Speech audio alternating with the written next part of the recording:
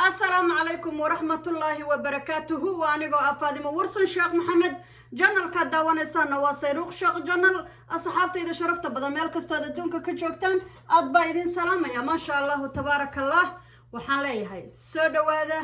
قول يقوبنمو قر يا أيامبا وحن رجينا إلهي الرحمنها إنه نحريس نسيو عفي عافيماد نسيو waxaan rajaynaynaa inaan guuleysano mar walba guusha ay dhankeena ahaato oo aan ka guuleysano oromada iyo wax lamid ah insha Allah biidmillaahi raxmaan guusha mar walba waa xageena waxaan leeyahay ninkii dhoof ku yimi bay geeridu dhibaysaa waqtigii dhaqaaqyo uu dhamaani doonaa waqtigan ودقاقيا وندماني دونا وحان سيري برامبركي أها ياه ما بلغا شاكين كرو أرامو ننكا دونا يومان تدمع سنو كسو دوادا أرامو ننكا دونا يومان تدمع سنو dalkaayinu keeno hodaqlayaga daldalo wallahi waano hodaga haldaynahan harayn abtir u daantahayo soo halkeeda raadisa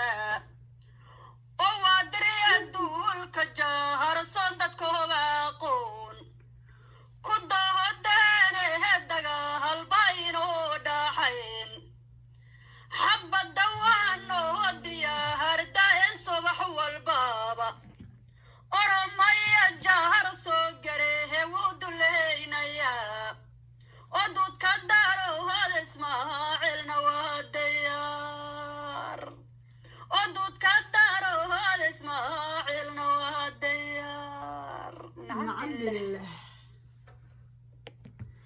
ما شاء الله تبارك الله قول يا جوانما أو جود كدارات إسماعيل نواديار إن وهذا الكيجي بحي أو جاري جود كدارات إسماعيل أدبا أو فرح سنة هاي إن لقى صوت هاللي أدبا أو فرح سنة هاي إن لا يجرب تاجن هاي وجسيال أن لي هاي أدبا أو فرح سنة هاي إن لقى وذا قيراضي هذا الكيجي أن رنتي برها بالشدة كوبا فيي وحوي أميل إر أو جاري أدبان ugu faraxsanahay adba asxaabtayda mar walba ila jirtana ugu mahad celinaya ee ila joogto walkayga ee kamid ah familygayga friendskayga qaaliga ah iyo dadka aan dadka isugu xigno intaba insha Allah biidmillaahi raxmaan waxaan noo soo xiri doonaa gabdho u dhashay beelweynta gari koombe oo ilmo adeeraday ah oo qaaliya oo aan leeyahay kusoo dhawaada barnaamijka barnaamijka aan wado ayaga oo aan soo deyn doono insha Allah codkooda oo aan maqli doontaan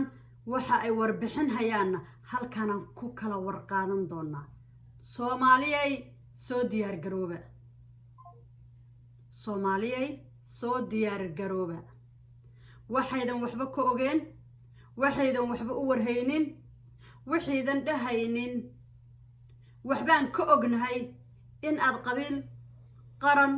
Soomaalinimo ku doodaan baaba qalad ah dadan Soomaali kula ahayn inaad Soomaalinimo u raadiso waa kugu qalad adigoo shaar qaran huwan oo shalay shaar qaran soo huwaday adigoo calanka buluuga ah ee qaranka watay oo shalay calan qaran watay maanta ina iska dhigtid qabiil ama aad u doodido aad dahdid waxaan ahay anigu qoladaas Oromo adba oga xumahay waxaan soo dhaweynayaa gabdhaheena insha Allah soo dhawaada asxaabtaydana salaama maxaa leedihiin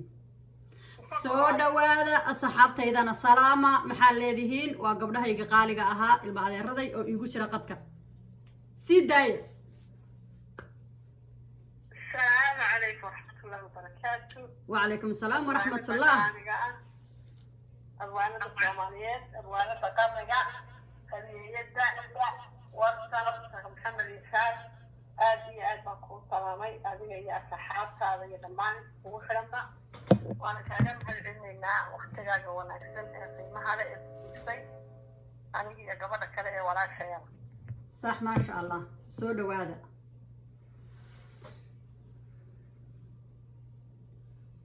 waandhowahay inadeer kulley dee maalmahan waad og tahay oo dee war kuguma seegana aada weyn aada weyn in qowmiyadii dhammayd ee oromia ay ku soo duushay beesha geri koombe ee deegaanka ilaahay ku abuuray xuduudna ay wadaagaan dadku iyagoo walaa waxba ogeyn oo waayaaragahay soomaalida waxay tahay nimaan ogeyn baa xaaje indhaha ka rida sax qofba si ayuu u qaadayaa marxaladda meesha ka jirta aada weyn horta beesha geri koombe ma aha beel maanta dagaal ugu horeeyo aada weyn waa beel ilaahay ku abuuray meel xuduud ah oo qoomiyado kala duwan ay soo galaan sax geri waxa weeye qabiilka qura ee dowlad deegaankaas soomaalida degan inta taariikhda la og yahay ee mar walba la dagaalama gumaysiga etoobiya aada weyn geri waxa weeye hadda ka hor waxaan dib ugu yara celinayaa taariikhnadeer adoo raalliya sax geri waxaa la dagaalantay boqortooyadii xayla silaasay sax waxayna kula dagaalamaysay waktigaa jira ilaahay barwaaqo uu siiyey oo ilaahay aga gaar u siiyey ayay ku jiray halka maanta la rabo dhulkoodii lagu dilay ahe waa dad ilaahay qani ka dhiga dhulkooga hadday tahay dhanka xoolaha hadday tahay dhanka beeralayda haddii ay tahay dhanka ganacsiga iyo xadaaradda waa dad horumar ka gaadhin soomaali oon horumar ka gaadhin bay beeshaasi horumar ka gaadhin sax dowladdii markaa jirtay ee boqortooyadii xayla silaasay waxay tiri waa in barwaaqadan aad ka bixisaan cashuur ama gidil ba la dhahaa xabashiga wax la doodaba dagaalla ay dhex mareen uu geri ku dagaalamay sideen u bixinaya anigu waxa anigu aad tabcaday sideen ku siinaya adigoo gaala oo macasirkino halkaa dejin allahu akbar aniga xoolahayga mee haye waa lagu gumaaday waa lagu dagaalay wayna iska celiyeen iyadoo hur jirin oon qori jirin ayay ku dagaalameen odayaalan 40 gaadheen maasha allah xayla silaasay sax waa laga xaajooday waxay yidhahdeen intaasoo kiintaadna siiya si aan annaguna dadka iyaga u siiyo haye haddaan la isxaqiraynin beelaha soomaaliyeed ee geri xuduudda la wadaag wayna og yihiin waxayna ka mid yihiin dadkii iyaguba ka faa'iidaysan ee imaniya ka shaqaynaya khayraadka sax soomaali runta ma sheegaysa laakiin aada weyn markaa waxaa dhacday heshiiskii markuu dhacay ee cashuurtii ogolaadeen inay bixiyaan boqortooyadii xayla silaasay ay ku khasbanaatay wixii la siiya inay qaadato ayaa loo soo fikiro haddana waxaa la yidhi xoolahan inta leeg ay haystaan iyo iyagana cashuurta bixiyaan haye cashuurta xoolahana waxa lagu magacaabado dhagibisalaan baa la dhahaa okay soomaalida xoolo dhaqatada ahayd ee xuduudaas oo dhan deganay oo qabiilo badan oo soomaaliyeed ay ku jiraan ayaa la yidhi idinkuna keena sax geriwuutiida marka shalay haddaan ku ogolaanay buu yidhi inaan ku siiyo raashin maanta xoolo kuguma daraayo sax dagaal labaad bay galeen marka haye soomaalidii kale way bixisay way is yaqaanaan gibisalaan baa laga qaadaya xoolahooda allahu akbar yirwaadiga ku rab waaye wax yar inaad arqaali waxaan rabaa inaan ummadda soomaaliyeed u sheego taariikh badan oy dadka ka warhaynin oo qarsoon baa jirto laakiin waxaan rajaynaynaa si musasal ah inuu oga bixi doono janalka sayruuq sheekh janal oo la ogaado beesha geri koombe waxa ay soo qabatay waxay ahayd iyo waxay haddaba tahay iyo inay tahay boqortooyadii soo dagaalantay ee dadkan kala barow bar islaamnimada soo gelisay ee shahaadada u qabatay ku socoyn adeer waxa weeyaan anigu gabadh looga sheekeynaya medi gabadh deegaanka ku dhalatay baan ahay kuna dhalatay degmada waa halkay ka ab iyo ka awow ku dhalatay iyo asal ka asal kasoo jeedaanay gabadh looga sheekeynayo sax dadkuna waxay yihiin wada taqaanaa waxa weeye geri ugu diiday marka in adeer inuu cashuurtii xoolaha bixiyo dagaal baa lagu qaaday sax nimankii gariga geesiyaasha ahaa waxa ay go-aan ku gaadheen in mar laba la dagaalama xidhi sidaasii ku dhufay هاي عجيب gobolkii Harargee bay kala xidheen اها gari shiftina buu bixiyey marka garigii shiftada ahaa قري شفتي baabuur asada ka yimaadi ma geli karay jijiga waayo shiftadii gariga dhexdiisa ku sugaysanay way dalaynaysa وقتigaas aa sheegaysid waa waqti aanan jirin jabhad wax jabhada ma jirin maba jiro ayagaan wadanka ka jabhadaynayay iyaga wadanka ka talinaya masayrka gobolkan Harargeena gariga wax laga weydiinayo dhulka Harargee gobolkan Harargee la dhahaa صح ragii tafiirtadii baa joogta ragii jabhadaynayay ee xayla jilaasha la dagaalamayay ee u burbudbay u walba hadda tafiirtiisii baa taagan haddii loo baahdana iyadoo cadcad baan keenay aadoo weyn dad badan baaban ka garanaya anigu ku soco waa halka uu ugu bixiyey geri waa halka loogu bixiyey markuu waado waayey kale waxa weeyaan adeer halkaa heshiis baa ka dhacay inuu xayla jilaasha dhaho war wixiina waan dhamaynayaa xoolna idinka ma raba raashina idinka ma rabeen nabadgelyada ka shaqeeya صح oo faraha iga qaada صح kale Soomaalida waxa ka khaldan dhul baa la iskuma haysto annagu waxaan nahay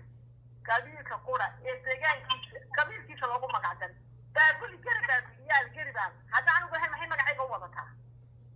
waa magaaladaas waxaa la dhahaa gari baabili gari koojaareed baa jira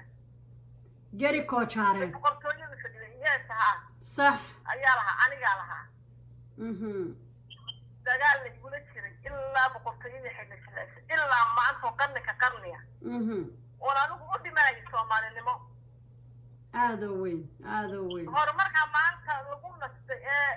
lagu dhigay ee xukuumadaha lagu kala bedelanayo anigaa keenay anigu haddaan xayla jilaasha la dagaalamay oo gumaysi kasta la dagaalamay Soomaali maanta halkii taagan weligeed ma istaagteen صح halgenkii waxaan ka qayb galay gobonimo doonka Soomaaliya ee calanka Soomaaliyeed ismigaas waa kaalin baan ku lahaa degmada Kilgulin gacan baan ku lahaa aadoo weyn taa halkaas aniga kaga lahaa guud shalayse majlisadka dagaalku markuu dhacay jabhadii Soomaali galbeed anaa hogaaminay anaa xornimada Soomaali galbeed u dhimanay صح tan maanta waxaa taagan marareed baa taagan magaalada marareed oo ahayd marar waa xaruntii garaadka lagu caleemo saaray garaadka gari meeshii lagu caleemo saaray xaruntii lagu caleemo saaray ما شاء الله reerkan hadda sheekada isku soo dhex daraya annagu qoomiyad oramada dhahanayna calafka iyagana waa kala qaadana ama waan ku heshiin xuduudda ama waan isku dili صح waxaan u sheegayaa inta inan yar oo aadoo weyn intay gabadheeda ka dambayso intii kala raadinaynaa intii xaqdarrada ku baxday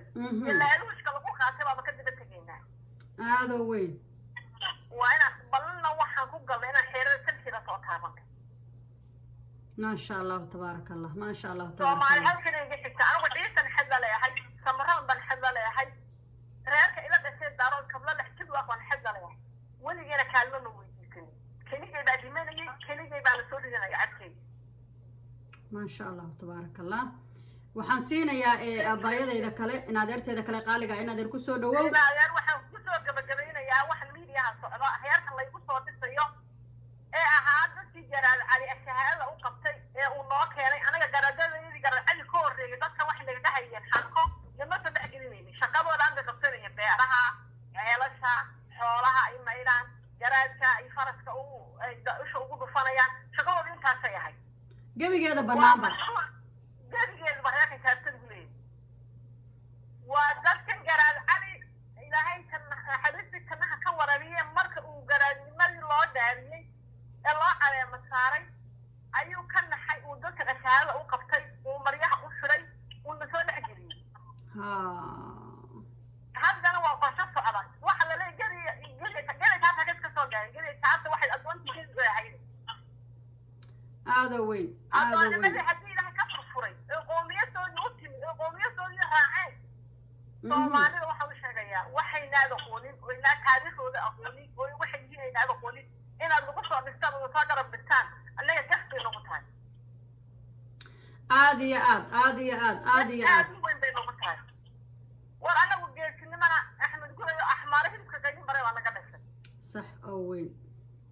قال أنا رجيت كذا جبري دي أنا قدست أو أنت دقيقة حوالها أنت الشباب أي ورا فوق قالان حين لا تكون دقيقة معي ويا عبد فكرة تيجي فوق هنا marka walaal adoo aan kugu dheereynaynin yari cid taariikh uu marti weyn yahay ma jirto dhalashana cid uu marti weyn yahay ma jirto waa qabiil Soomaaliyeed waa qabiil Islaam ah dhalashana wuxuu ka soo jeedaa beelweynta Daarud Islaam ma sha Allah guul iyo gobonimo Allah ku ka yahay صح wani halka taagan gari komba oo xad komba la dhashay aad weyn daldanadna tagaaysan sanado ku abtisada ilaa marti weyn yahay صح ummadda Soomaaliyeedna waxa la aniga waxa la ii jiray waa Soomaalinimo hay hadda Soomaalinimo inta dad taagaysaana weerka hadayna inta dad taagayna halkiina ku eekaado annaga iyo oramada isu kaaya daaya waan annaga oramaha ha oramada iyo annaga isu kaaya daaya nacam laakiin reerkan aad ku soo dhisaysaan in anigu darka u shiray in ashaarada u qabtay ee ahaayay ahay kasta inagu tahay inaan xitaa la doodno iyo inaan wax weydiino ama dir ka dhigta ama jin ka dhigta laakiin annaga hadoola imid anagu waxay yihiin waa naqaanaay waxa ay yihiin waa naqaanaa anigu gabadh looga sheekinaya may gabadh deegaanka ku dhalato ka soo jeedaana waxay yihiinna waa naqaanaa aad weyn oo nin caana dhalay oo nin la yaqaano dhalay oo runtii haddii ninka maanta la sheego dee qof aanan garanayno maanta dawlad deegaanka jooga aysan jirin xaqiiqatu bilcayn gabadha hadlayso aabaheed haddii magaciisa lagu dhawaaqo qof aan garanaynin dawlad deegaanka wallahu sa joogin magaciisa haddii lagu dhawaaqo inuu hadda qabri ka soo baxay moodaya aad iyo aad sas baa idinku dhacaya wallaahi alcadiim haddii magaciisa la sheego wallaahi dad badan sas baa ku dhacaya xaqiiqatu bilcayn waxaan waa dadkaas aan kuu sheegayo mararna way yaqaanaa waa halkii dhiigooda 70 ka dhiga garad cali hadda digriya wax yeeshaan buldiin waa yeeshaan qofkaas maraysa hadii idinka wax leeyahay 70 ka maraysan waa halkii dhiigooda 70 ka dhiga weyn oramada dadkaas ay Soomaali lagu fadhiisan nacam hareekan oramada jaarta oramo jaarso oramada garaadka markuu gacanta ku hayay ee garaadku uu maxaan ku raahdaa islaamnimada iyo Soomaalinimada ku soo dhaxdaray ee uu keenay magtoodii meesha 100 magta lagaga qaato ayaga magtooda 70 uu ka dhigay 70 ma ka dhigay garaad cali wayna ogyihiin fiiri 70 reer magtoodii laga dhigay oo garaad cali uu ka dhigay ba maanta waxay ku doodayaan anagu Soomaali baana oo reer hebel baan ka siinaa reerka qaadka weyn ee qashinka aruursado waxay iyaga marka oo intay urursadaan meel ha gashadaan laakiin hadda waa naqaanaa macnana nooma sameeyaan aad weyn sheekada waxay ku soo dhaxdaraan sheekada waxay mooyaan oramo inay kula fadhinayaan oo annaga oramo waa qoomiyad annaguna qabiilada sabana kamid baanahay marka oramo yaa annagu wixii ilaahay noo kala goyaan leenahay aad weyn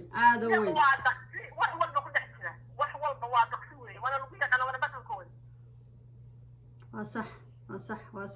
والله وكعبينا يا ما بدو عن شيء ما حتى كانوا مقرية والله ورون ahaantii waxaan waliba anigu sii codsan lahaa doodaha qaarkood markay socdaan iyo doodaha meelaha ee sida TikTok oo kale waxaan codsanaynaa in ragga daarood aysan raggaasi meeg la qaadanin inay ragga daarood raggaasi la hadlin oo kula doodin dhul aysan lahayn degaan aysan lahayn iyo dad aysan ahayn intaba ninka aad rabtid inaad la dootid ha noqdo nin oromo ah asalkiisu oromo nin ah meeg waa la qaadan kartaa laakiin nin ka soo jeedo jaarso magaca jaarso horta maxay tahay jaarso bal adigu hadda haddaan kuu macneeyo jaarso waxay tahay jaarso waa jaarkii jaiskina waa reerkii waa magacii jaarka magacii jaarka ayaa loogu yeeraa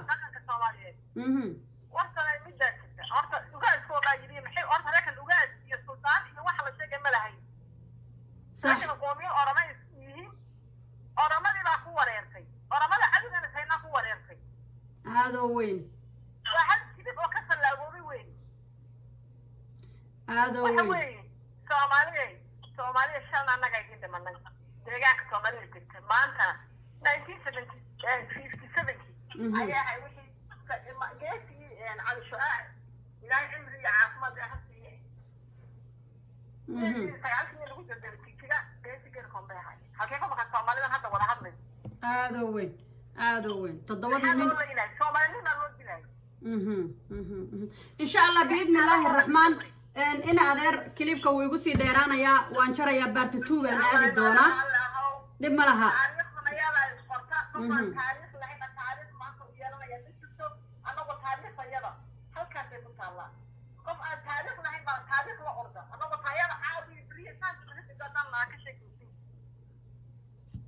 هذا وين إن شاء الله بارتتوب أنا هذه الدونا هدي ورب الرالي كان نقضه وحن لا يهي وحي هايين قبله المادرتي كهليي إن dhibaatada iyo taariikhdu meesha taalo iyo saysan dadka u fahansaneen baartituugeedan aadi doonaa gabar kale oo walaashay ku jirto insha Allah ayadana aan soo deen doonaa hadii rabbi raali ka noqdo hadalkeeda waxa idin kaga tagayaa guul iyo gobonimo goor iyo ayaanba waxaan idin leeyahay salaamu alaykum wa rahmatullahi wa barakaatuh